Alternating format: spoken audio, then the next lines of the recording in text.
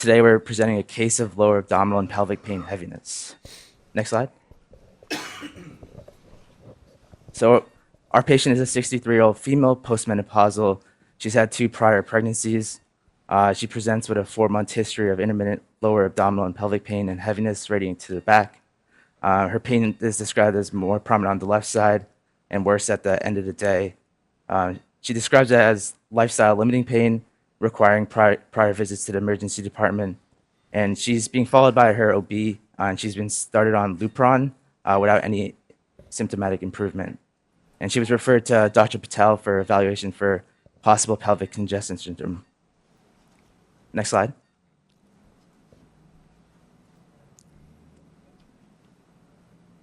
We saw her in the office, and in terms of her past medical and past surgical history, it's notable for a prior C-section, myomectomy. Labs are unremarkable. As described, she's on Lupron. She's also been treated with NSAIDs and Tylenol without improvement.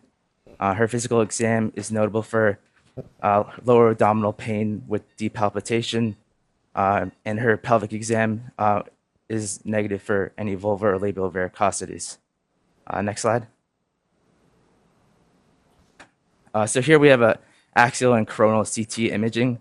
As you can see on the axial imaging, we have 2 bilateral dilated gonadal veins and myometrial plexus veins here on the left, and then the coronal images on the right. You see bilateral dilated gonadal veins. And here's just an MRI showing no uterine pathology, no pelvic lymphadenopathy. And they also mention non-specific prominence of the gonadal veins. Next slide.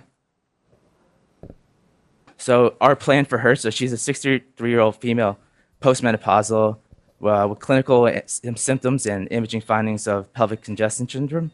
And given that she has significant symptomatology despite medical treatment and imaging findings of pelvic congestion syndrome, the patient was offered endovascular intervention for alleviation of the pelvic symptoms. So today we're planning to do a bilateral gonadal venography and possible sclerosis and embolization. Right, can we go to the fluoro? And these are just some of the procedural considerations we'll be discussing today. Okay. Fluoro images? Can we go to the fluoro now?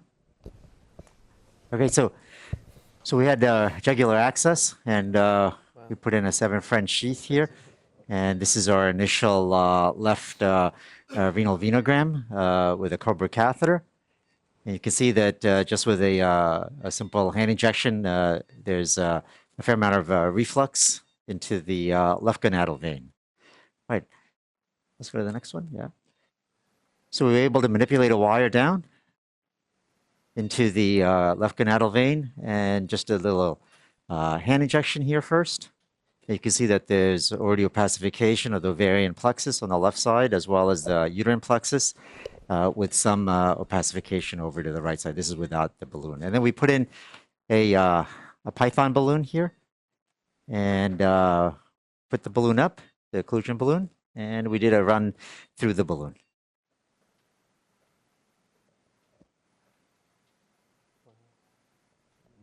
All right. So what does everybody think of this? That's an impressive venogram. Just with the hand injection in the renal vein, you're getting a remarkable amount of reflux into the gonadal vein. Yeah. Can we go back just a tiny bit for that one? Yeah. Just with the late part of that run. Great. So a few things to discuss real quick. Yeah, please. The age of the patient. We typically hear that female pelvic venous disease is more of a premenopausal thing, and I can tell you, I'm with you guys. I've seen it affect older patients. It's not as common in postmenopausal, but it does occur. What's your guys' thoughts on that, and sort of the frequency with which you see older patients continue to have pelvic symptoms? Yeah, I mean, it's been my experience that I find that most of the patients are actually, perimenopausal, basically older. They're usually older than 45. And many of them, as we hear and we learn, many of them actually have had symptoms for many years. They get really sort of underdiagnosed, misdiagnosed. It's not until somebody who's caring for them says, hey, look, maybe we should get a CAT scan. And then once these prominent collaterals are seen, maybe in a CAT scan or an ultrasound, we decide that, oh, okay, look, this is possibly a pelvic congestion syndrome. So I do think it does go relatively unrecognized, and even especially in some of these older patients. But yeah, I agree that I think even postmenopausal women, it's wise for them when they have these vague symptoms, obviously, to have a workup. Seems she had a pretty So, extensive imaging workup. Can you just talk about which one you rely on the most for these patients, whether it's the ultrasound or Yeah. MR? Yeah, so as it turns out, the imaging for this patient was actually obtained by one of our GYN physicians.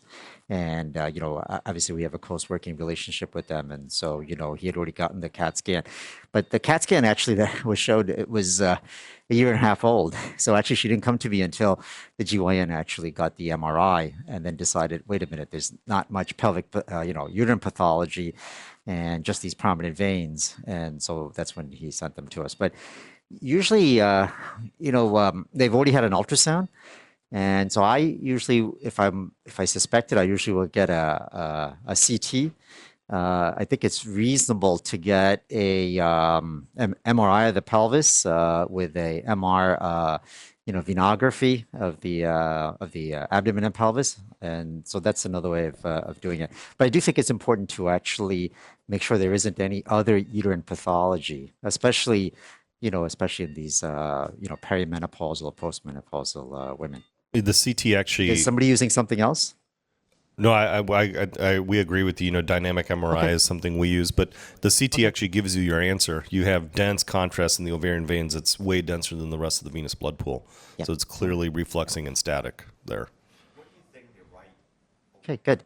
So we're putting our balloon back up. We had it down for a little bit, and before we start, or we're going to be using STS here. We're going to be using, some of STS foam along with some thiodol. So go ahead. Okay. Why don't you go ahead and open that up, and we're going to start here. Only just this because for the sake of time, and also because this is actually, Insert it opening again. up. What are you foaming with? Just want to Air? make sure. We're using actually CO2. CO2. Okay. And STS and some thiodol. Here. What's your cocktail mixture of each of those components? Well, I like to use what we are have read about from the BRTO literature.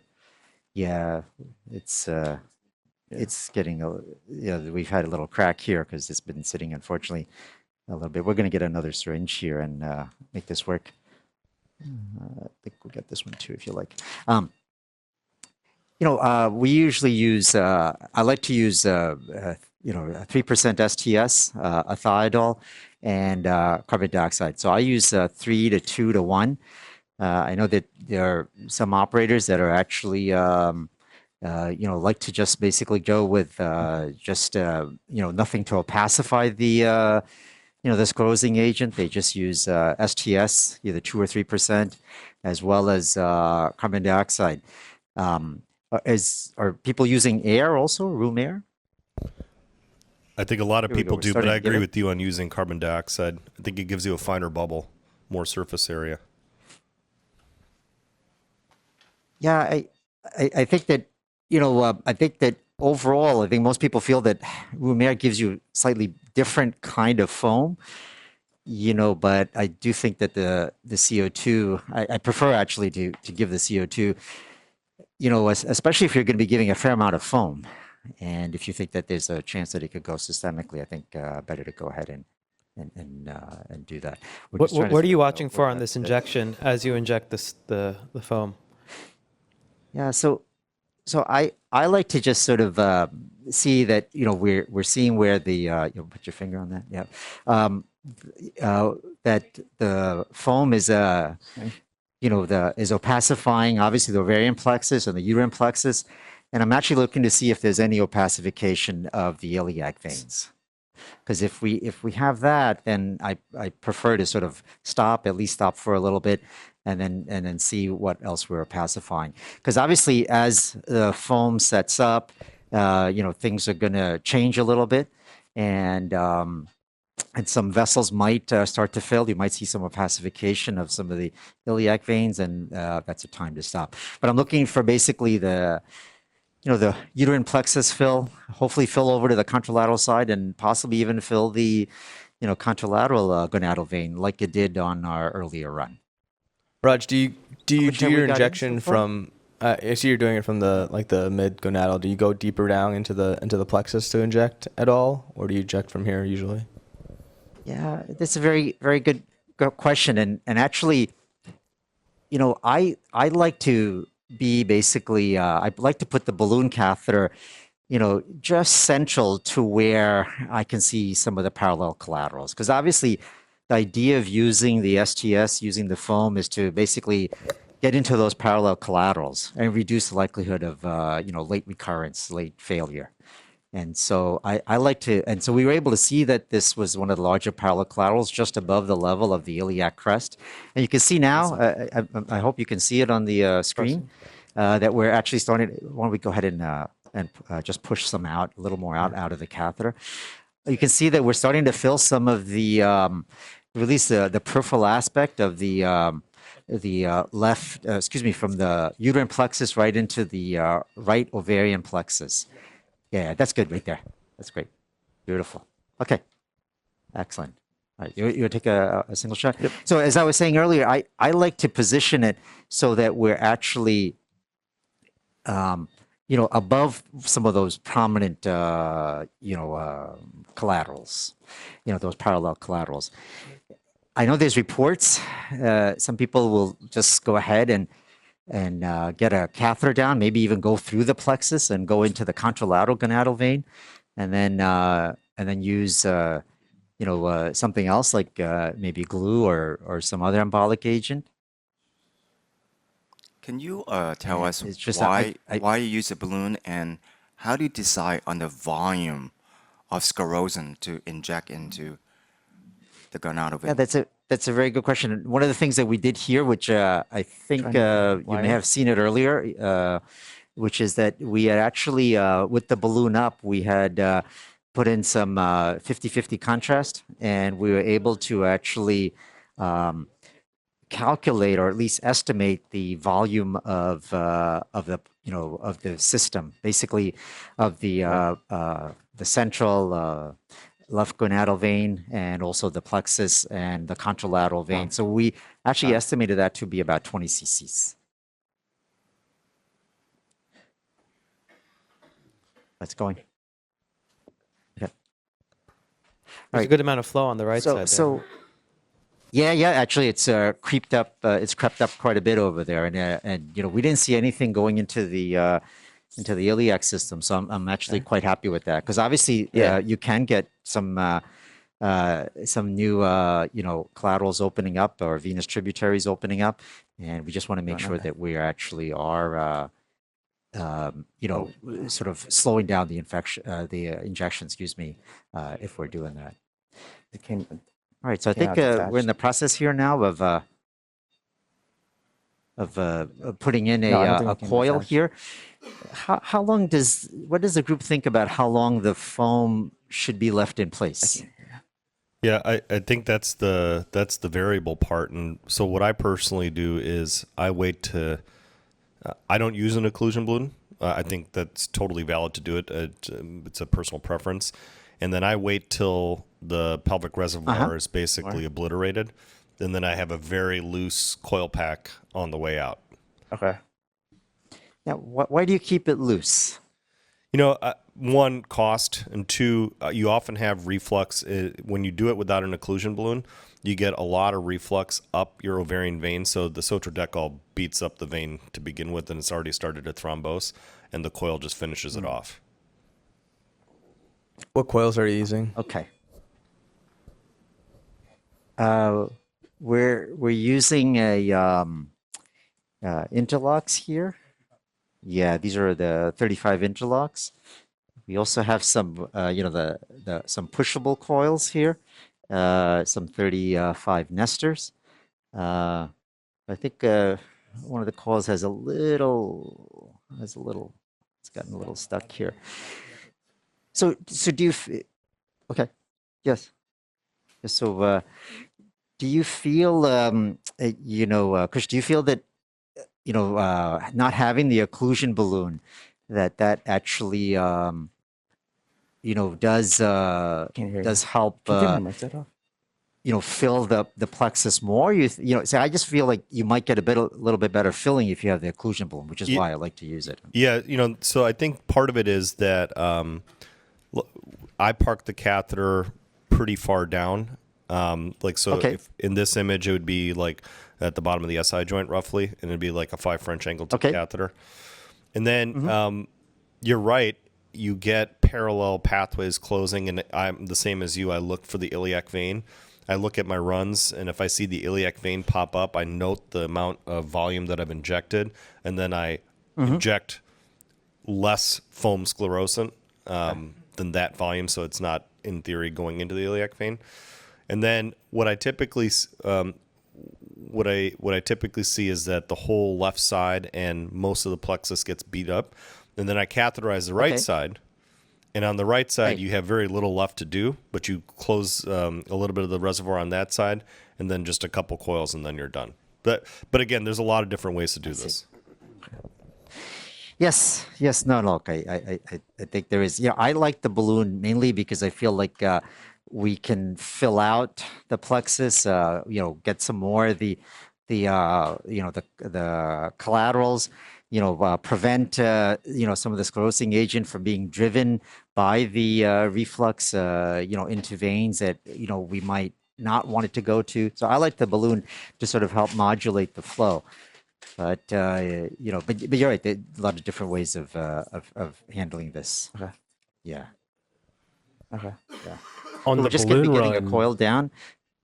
sorry, right. On the balloon run, you saw that contrast ascend the right side. So are you ever worried that you'll drive the sclerosant systemically from the right side? Well, yes. I mean that's one of the things that we saw some earlier, and then actually it sort of stopped, and I think it got driven a little bit back down, by some of the reflux. But yeah, I mean, obviously when we're seeing some sclerosing agent, getting close or being driven systemically, that's when obviously we want to stop. So what was your endpoint to determine that you didn't need to put more sclerosant in? Because I think that's the tricky thing, that as this therapy develops, and we're going to be going into a randomized trial with the embolized trial that SIR and industry is going to help support, is trying to get us all to do it in a similar way so it's reproducible. And so that's one of the things that is inherently variable. When do you stop sclerosing? What volume do you use? That kind of thing. Yeah, I think here we had seen that we had filled most of the all of the plexus, both the ovarian and uterine plexus, and then we're getting filling in a retrograde fashion up the right side, and that was at 20 cc's, and that's sort of my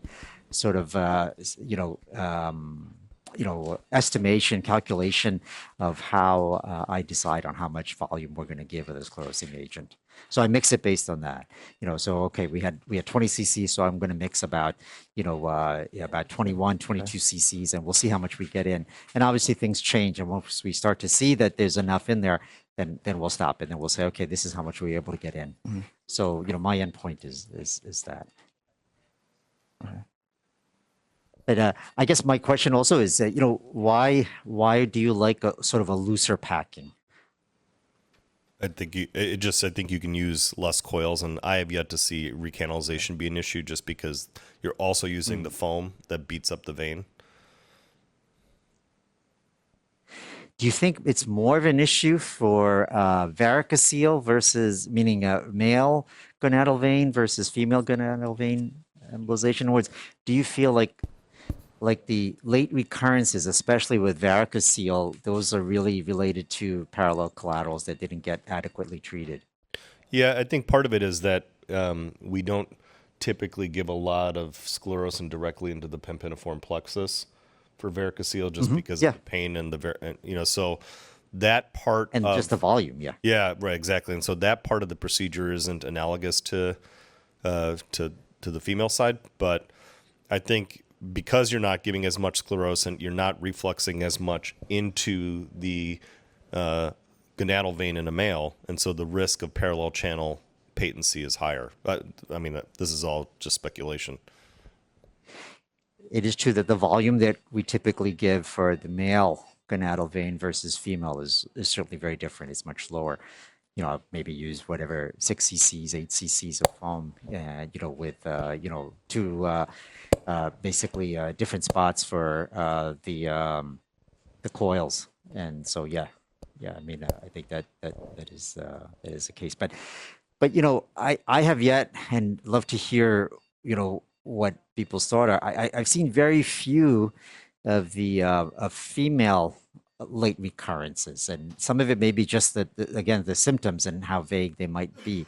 But you know, I've seen very few of female late recurrences. While I've seen certainly more male recurrences. So I worry more about the parallel channels, the veins I can't see, when it comes to you know, the our male patients. Yeah. Obviously, it's a different, you know, I mean, it's the same, you know, similar anatomy, but obviously it's a different disease because we're looking at. You also have a bit of a movement, and I don't necessarily agree with this, of people that don't want coils in their ovarian vein. And so, yes, particularly overseas, there are people just treating this with foam and leaving it alone and not putting coils. And again, we have no long-term data that's yeah, just a little bit. I think tell us we that put that's a little okay bit. to do. Do we have some more? Yeah. Okay.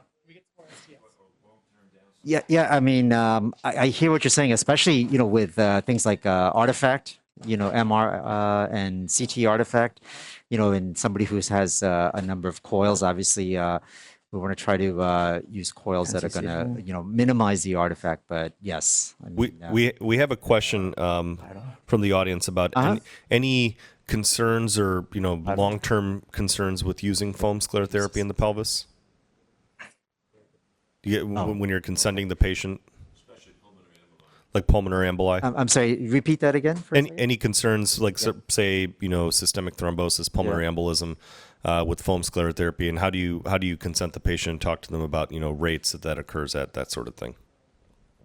Yeah. You know, that's a very good question, and it is something that I do talk to my patients about. I do tell them that, look, you know, we're going to be you know, causing some clots to form, and those clots actually, you know, could potentially, you know, result in you know, initially some worsening of pain. And I do say it's a you know, unlikely complication.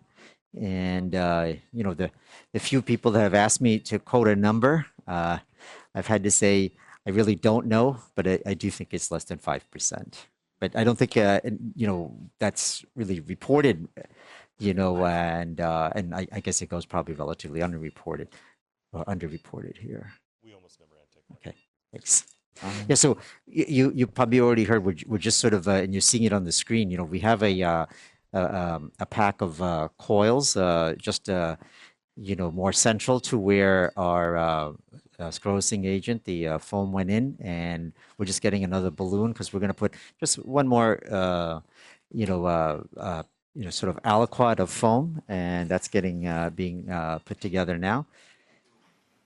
And I guess another question I'd have for the group is, you know, where do you like to keep your, you know, your central pack of coils, or, you know, mechanical? I mean, do you put coils? Do you use a plug? You know, what would you typically be, you know, doing? Is your question like the extent of the vein that you coil, or how far cranially Right. you Well, extend it? how close to the renal vein do you go? How close to the renal vein do you go? We'll just go down the panel.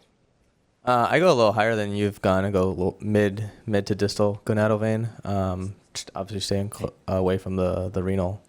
And I sometimes I use coils. I occasionally used a plug. Okay. But mostly coils. I divide the gonadal vein into thirds and kind of do it at the intersection between the first and second third. Looks the good. coil pack. Yeah.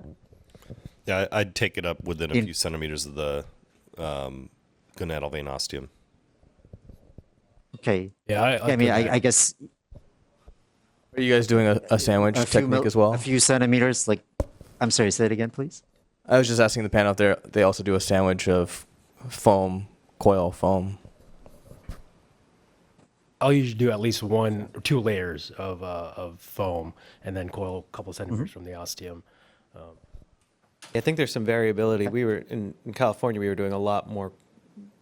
It was a lot more layers to the sandwich. A lot of coils, foam coils, a lot more alternating. I see. Yeah. And then just putting in maybe 2 or 3 cc's in sort of, the lower volume Lower volume of foam packets coil. of foam. Yeah. We have a Small question. aliquots. We have a quick question from the audience here. I'm just wondering what's Oh, yeah, please. driving the interest in avoiding coils. Is that patient driven? Is it physician driven? And what's the rationale? That's a good question. So what's driving the sort of the concern about coils? And at least my experience has been Facebook. Yeah, that's really what it is. Yeah. We've actually had a few patients Now we're ask seeing specifically for glue as opposed to foam as well. So that's probably also. Windsor has a question. Yeah, not so much a question, just a comment. I look at this a little differently. I think the gonadal vein can be a very important collateral from the pelvis. For example, if you look at patients with May Thurner, they frequently will have very robust gonadal vein. So I think I would not close the gonadal vein just in case. And if I need to close the pelvic varicosities, I'll just inject those pelvic varicosity, but going through the gonadal vein and inject very distally. So you obliterate the varicosities in around the uterus, but you leave the gonadal vein open. So if at a later point the patient needs a collateral, it's still there. So if you close it off, then you minus 1, 2 collateral from the pelvis. So you're saying you're advocating a more peripheral occlusion to try to keep the more central limbs of that gonadal vein open as a tributary. Is that what you Yes, yeah, Yeah, that's what he was suggesting. Yeah. So now you're putting in another coil. Are you using another detachable coil here? Yeah. Yeah, we're using a detachable here. It's just about ready to go in there. Yeah, I think Is anybody plugging these instead of coils? I think we're all using coils. I'm going as economic as possible, Yeah. so I only use Pushable, pushable coils here. pushable nesters. yeah, we have some pushable nesters here. I think we're gonna have to go to those in a second here because this one is a different occlusion balloon catheter, 35 lumen, and it's just really part of it may be that I think the foam may have sort of gummed up the oh, there it is. Okay. Yeah, we're just gonna go with the pushable here. I think maybe just the lumen of the occlusion balloon catheter. I going back to the embolic, that's very interesting that some patients are coming in requesting a certain embolic, and I do get questions about, and love to hear what the panel thinks and what their experience has been. I do get questions from some patients saying, what are you going to use? Are they made of platinum? Is there going to be a lot of artifact, and what does that mean? And obviously, I tell them, look, we're going to be using some sclerosing agent and some coils, and we're going to be using, there is going to be a possibility of having, some artifact. But I guess, are you getting a lot of questions like that? It sounds like probably some patients are from. Yeah, there's Krish said. There's an international group on boards, Facebook, that sort of thing, that they all talk to one another. And, the one that gets thrown out against coils most commonly is nickel. People really worry about nickel. Yes. And people worry Yes. also about coil migration. Now, having said that, De Gregorio wrote a paper. It was in JVIR about 2 years ago. That Ron, Neil Kalnani, and I wrote the commentary. And I don't think there were any migrations associated with ovarian vein embolization. There were clear migrations associated with hypogastric vein coil embolization. Yeah. So the internal iliac vein, one, is not one I frequently treat, and two, because it doesn't have valves, so it can't reflux.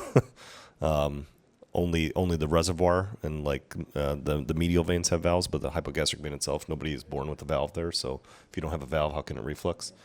And the second thing is it's a direct shot. I mean, a coil can break off and go right to the lungs. And in fact, there was a case posted on no longer Twitter, X. Of a coil that had migraine and was treated at a hospital in London. Interesting. So those things kind of all together, and then put it all on social media and watch it burn. So the groups that aren't using coils, are they just leaving a balloon up for a little while and letting the foam sit? Nobody really describes it, right? I mean, I think what they're doing is just obliterating everything with sclerosant.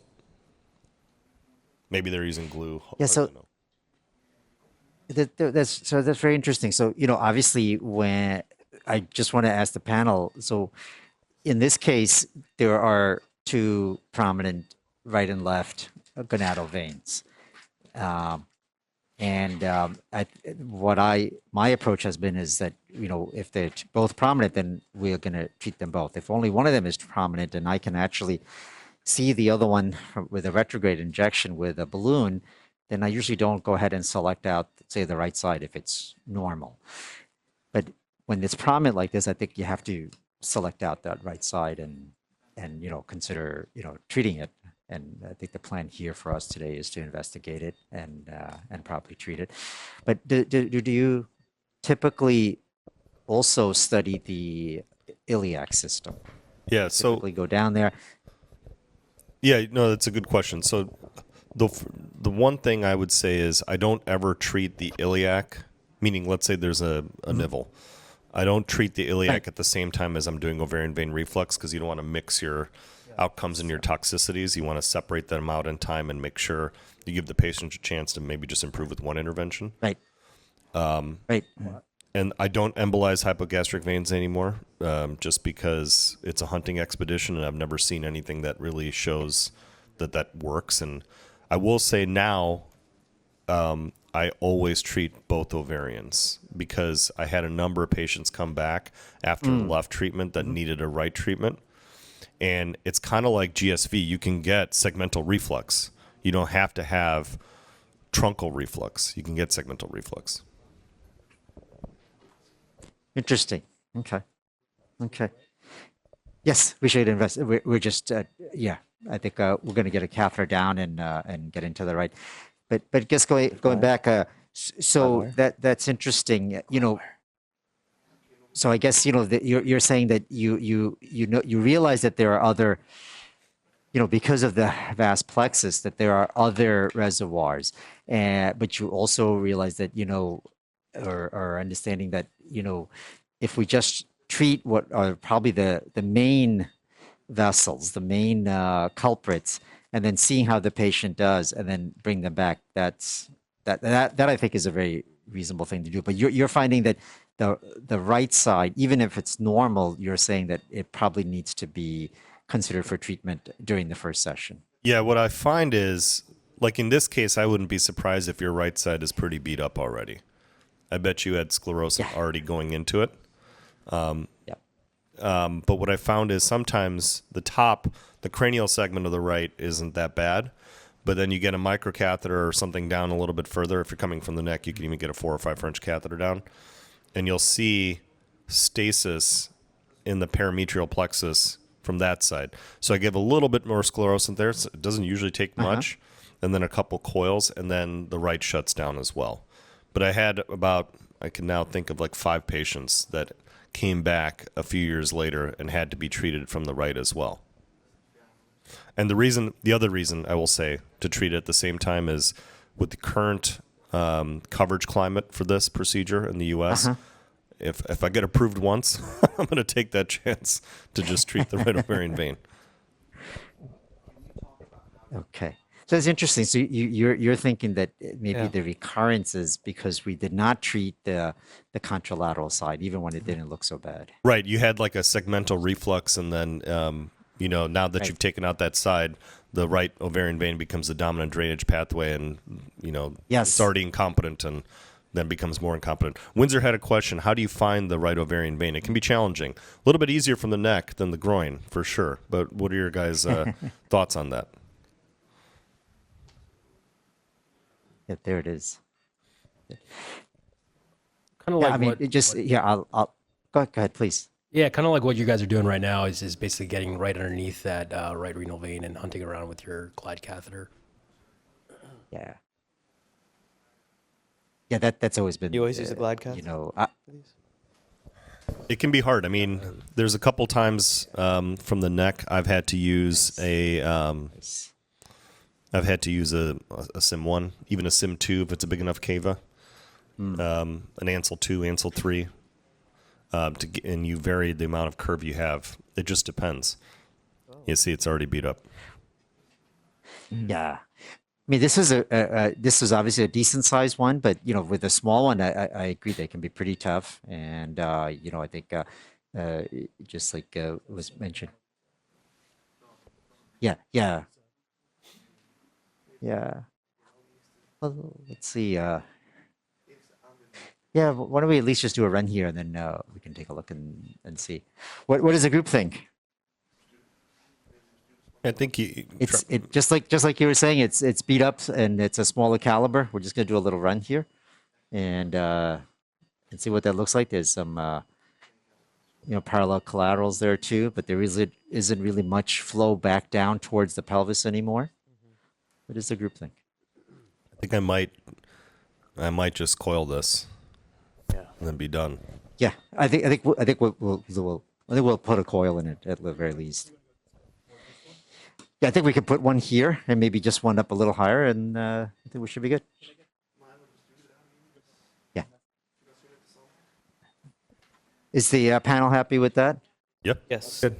We'll put two sets of coils here. At two sites, probably right here, maybe a bit lower, and then just sort of on the other side,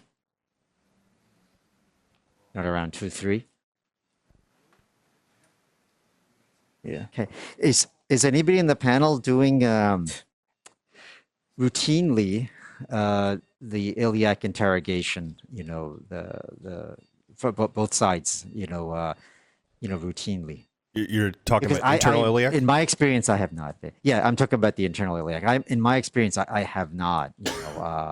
And when I have done the iliac vein, it's usually just without a balloon and just trying to get as deep as possible, and then trying to get as peripheral as possible, and then go ahead and putting in the STS, just foam there. But I'm just wondering, what the group thinks about that. And again, getting back to what was said earlier regarding being if we're going to go ahead and treat that, is that going to cause problems in terms of flow from here we go. Good. I don't routinely look at the pushing internal that in. iliacs. I think I agree with Kush about not looking for extra problems One that more may higher. muddy the waters about what your outcome is. I think patient has symptoms and you have clear pathology to treat, and I think if it doesn't work out, then it's time to think a little bit more. Yeah, the issue I've run into the last time That's I great. treated a hypogastric was Uh-huh. as the bladder fills, you start seeing other things. And so there was this one time I'm like, it was like whack-a-mole, kept popping up. And then I had the patient void. We had emptied the bladder on the table, and all those, quote, varicosities went away. No, look, I do think it's just like you said. It's not it's just a completely, you're just opening up this sort of whole bag of worms of, whether it needs to be treated, how far do you have to go, how much, the endpoint becomes sort of very, very difficult to sort of assess. But that's very interesting that they just went away after the bladder was released. Interesting. There's a question: is the approach any different Yes. between premenopausal versus postmenopausal women? I have not, I changed my approach. I mean, I do think that I do ask the GYN doctors if they feel that they've done enough with their medical therapy, with hormonal therapy, and if they feel comfortable with that, then I think that I offer them the the sclerosis and embolization. There are some patients that come in, I find, and I can't really tell you whether they're pre or postmenopausal, that have a particular symptom that's been really nagging them. And if I really feel that that is and let's say like we had one patient who had really very significant left lower quadrant, pain that she had had for many years, and it was really sort of episodic and good standing. And so on those patients, I tell them, look, we can do this, and we can really make this better. But otherwise, I try to have them do their hormonal therapy first. If that doesn't work over, say, 4 or 6 months, like in this case, then we'll go ahead and offer them the embolization. Okay, I think we're in really pretty good shape. Thank you. And Excellent I want to case. thank the panel. Is there any other comments from the audience or from the panel? We have one comment or question. 1 second. Oh yeah, please. Come into the mic. Thank you. Very nice presentation. Very nice case. But I have a few questions. First one, do you have experience of reflux just only right gonadal vein with intact of left gonadal vein? Isolated right ovarian reflux. Have you seen it? I have not. It's very interesting. Isolated, right? I have not I either. have not. Obviously, I think we've all seen obviously just a prominent left Yeah. and So- normal so- looking right. So you want to say that it should be only left or both, not only right? Yes. Well, I mean, you're going to look at both, J- and you might.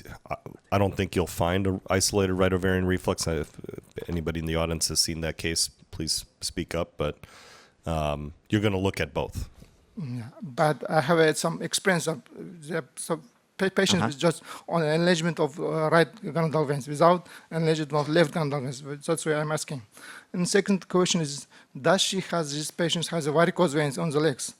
Are there any varicoses on the legs? So she does not, and she also does not have any vulvar, varicosities. So that is something we look for, and she did not have any other varicosities, just this, and I really felt that her pain symptomatology was likely related to this, and obviously after failing the hormonal therapy, we thought this was best for her.